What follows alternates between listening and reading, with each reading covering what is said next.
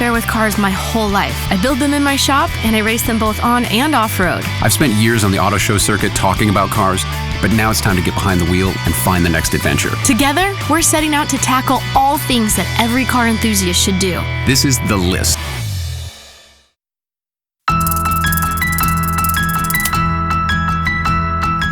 Hi everybody, welcome to The List. I'm Patrick McIntyre. And I'm Jessi Combs. Today we're going to do something a little different than the items that we've checked off the list in the past. Normally we would show you something that every car enthusiast should do before they die, but today we're going to do something that we hope you never have to do, but if you do, you want to succeed at it. Now we're going to be using that crane and this car, which you may remember from a few of our past episodes, to see if we have what it takes to escape a car underwater. Now there's a couple different schools of thought on technique, and we're going to get all the facts and fundamentals and give it a try.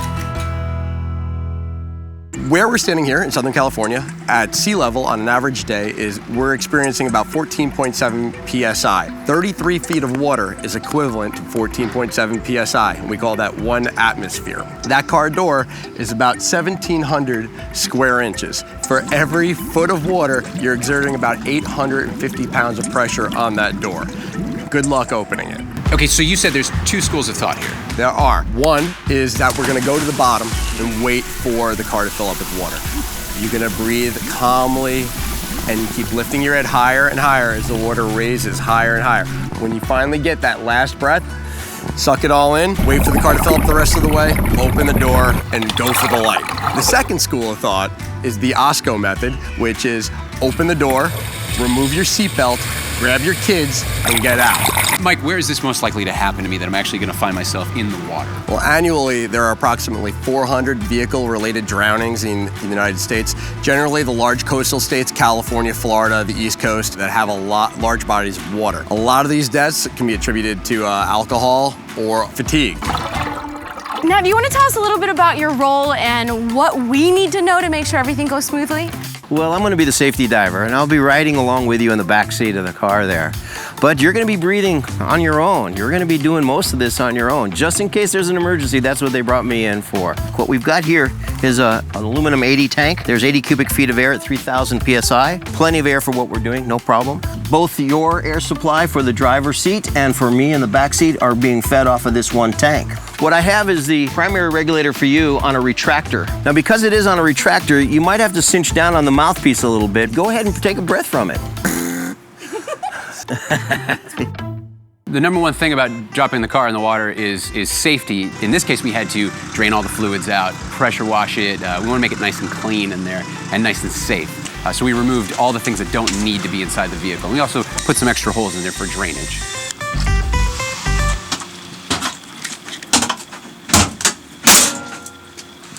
All right.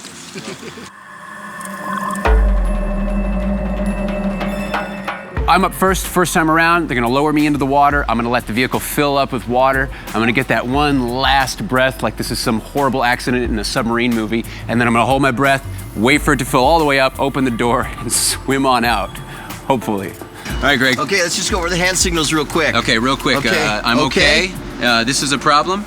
And I want my ass end up. Okay. Yep. Okay. I feel like every episode we do, I say, I just want to make it out of this alive. And today, that is more true than ever. All right, I am in the car, and they're lowering me down into the water now. And it's just a waiting game at this point. Just waiting until the car fills up with water, until it's okay for me to take the seatbelt off and get the out of here. Here we go. And drop. Okay, we hit the water. He's filling up quick. All right, so you want to make sure you let the car fill up with water. It's very difficult to do. The water's cold. It's very cold. And I want to let it get up as far as it can to pressurize the doors. This is freezing. Oh. Don't freak out.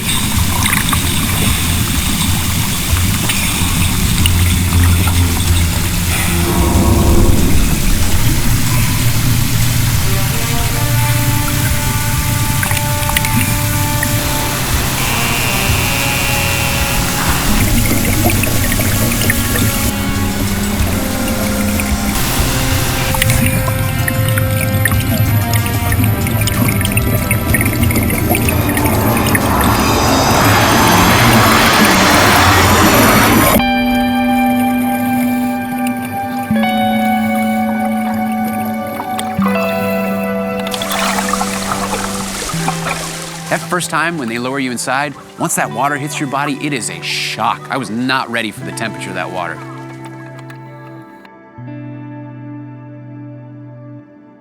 How you feeling? I'm nervous. Yeah, it's okay. You'll be fine. Just remember, first of all, don't freak out. Take that last breath, but there's plenty of time between the time that the door opens and that last bit of oxygen. But the door might not open right away. I had to pull it a couple times. I got nervous. I thought it was locked, so. Okay. You guys ready? Good? Okay, here we go. Okay, here we go. Here we go. Everything's gonna be just fine. You'll be all right. Jeez, dude. Who does this? Why do we put ourselves in this situation? Are you okay? Oh, don't worry about me. Drop. Holy cow, okay, that's cold. It's at my ankles. It's coming in, I can see it. It's right around my feet. My heart is definitely beating. Alright, now it's coming up around my feet.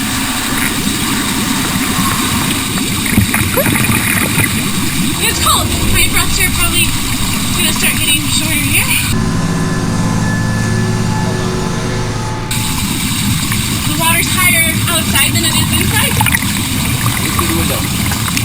I'll get there.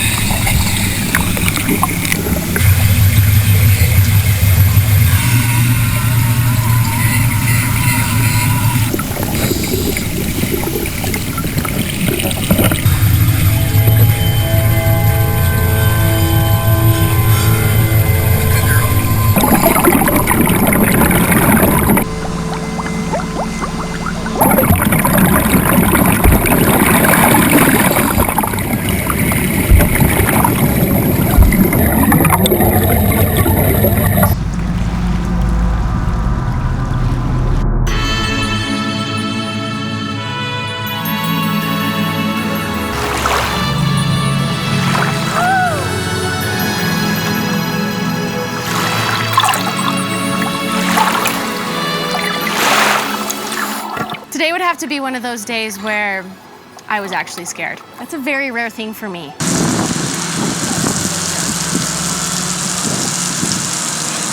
All right, it's time for method number 2, which is open the door as soon as I hit the water. The problem with this is, as you go down, there's more water pressure pushing against it, upwards of 1,000 pounds. So if I try and eke out, it might get my legs stuck inside there and I might get dragged down with it. See what happens.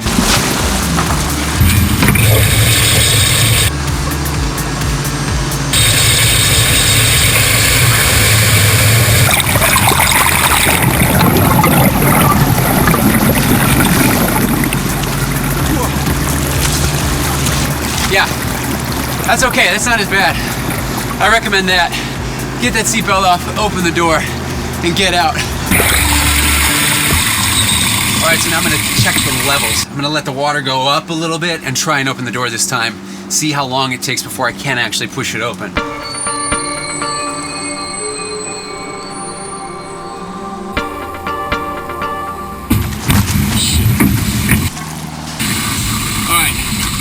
I'm gonna let the water fill up a little bit, get the seatbelt off. A little further, it's down under my feet. It is cold.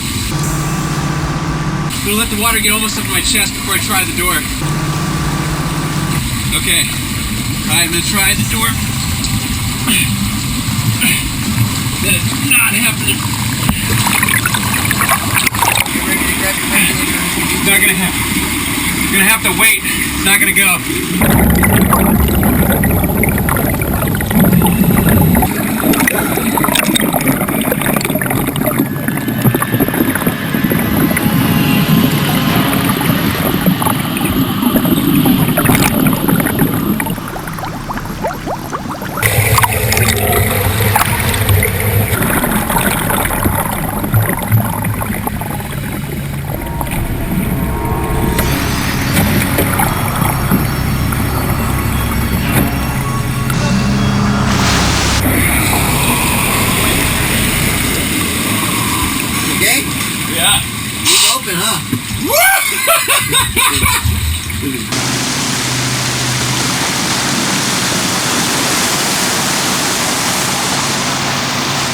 That's it. Dead. I would have been dead.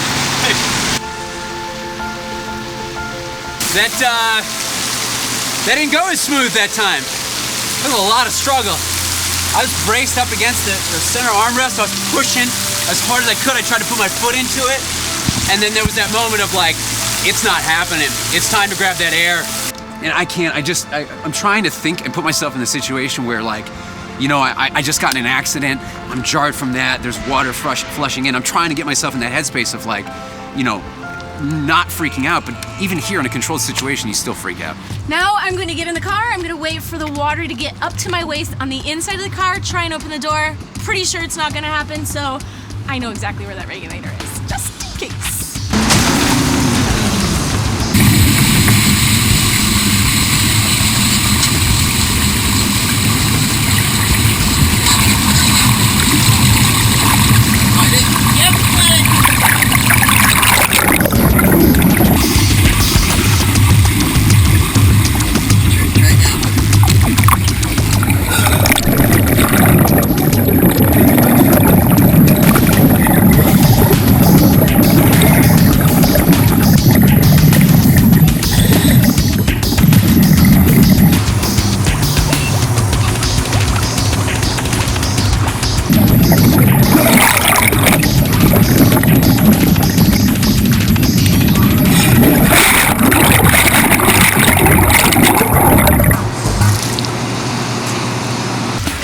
Supply in that round, I would have been dead. What's happening is the crane is dropping the car faster.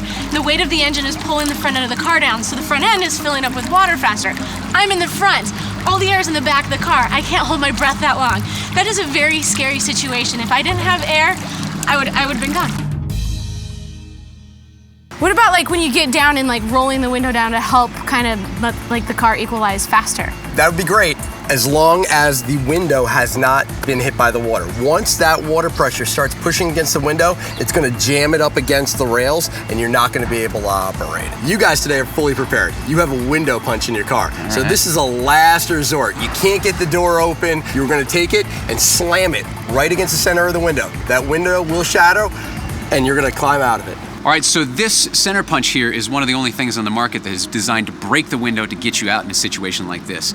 I just want to see it in action. And since we're in a controlled environment, I'm going to protect my eyes from shattered glass, and I'm going to go ahead and use the regulator again so there's no freaking out.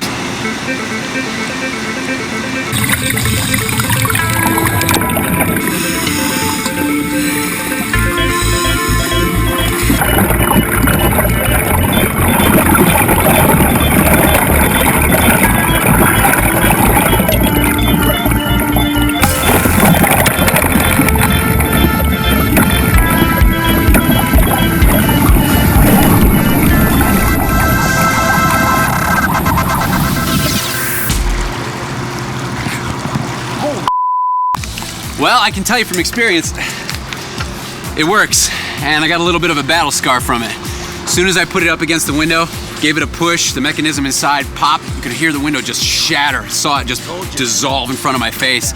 Got a little cut, and then just a flood of water came rushing in. It's intense, but it works. I don't recommend going out the window though.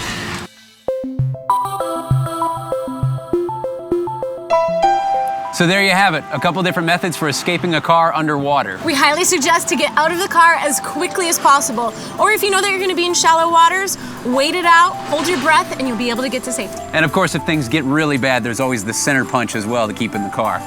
Now that we've officially checked this off our list, let's do some things that people want to do before they die. I have to fully agree with you. Thanks for watching the list. We'll see you guys next time.